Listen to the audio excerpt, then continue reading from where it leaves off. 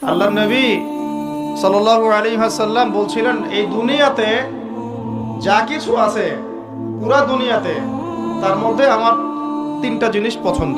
কয়টা ভাই? এক নাম্বার সালাহ, এক নাম্বার নামাজ।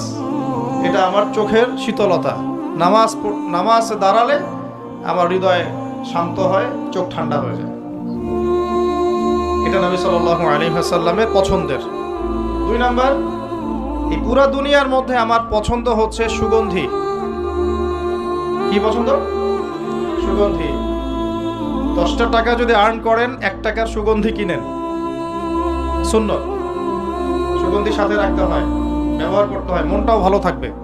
আর সুগন্ধি বেশি ইউজ করলে রোগ ব্যাধিও কম হয়। 3 নাম্বার হচ্ছে স্ত্রী। 3 নাম্বার কি? স্ত্রী। স্ত্রীরা আমার পছন্দ।